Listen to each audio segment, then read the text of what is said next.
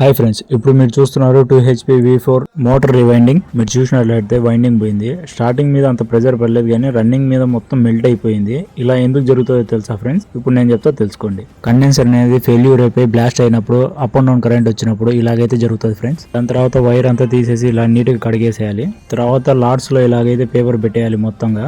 ఇదైతే single phase కాబట్టి step by step వస్తాయి.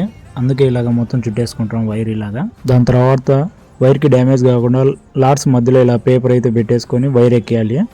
మోటార్ మధ్యలో లార్డ్స్ ఎన్ని వదిలేయాలి అనేది కంపెనీని బట్టి ఉంటుంది ఫ్రెండ్స్. ఇది టారో మోటార్ కాబట్టి 3 వదిలేయాలి, 6 వస్తాయి. ఇలా ఎక్కించిన తర్వాత వైర్లు పైకి లేకుండా స్టిక్ పెట్టేయాలి మధ్యలో. టోటల్ వైర్ ఎక్కించిన తర్వాత ఇలా స్లీవ్తో అయితే గట్టి కట్టేయాలి. వైర్కి డ్యామేజ్ కాకుండా ఇలాగైతే కప్పు తొడిగేస్తాం. ఎందుకంటే ఫిట్టింగ్ చేసేటప్పుడు డోర్ ఏమైనా తగులుతుందేమో అనే డౌట్తో. ఇప్పుడు మనం కేబుల్ జాయింట్ వేస్తున్నాం. ఫస్ట్ టేపు, పచ్చి రబ్బర్, మళ్ళీ టేప్ ఇట్లా వేసి కేబుల్ జాయింట్ వేయాలి. తర్వాత దీన్ని కూడా స్లీవ్తో ఇలాగా కట్టేయాలి. బ్యాక్ సైడ్ మాత్రమే, ఫ్రంట్ సైడ్ కూడా కప్పేసేయాలి. తర్వాత ఫిట్టింగ్ చేసి కండెన్సర్తో ఇలాగైతే రన్ చేసేయాలి.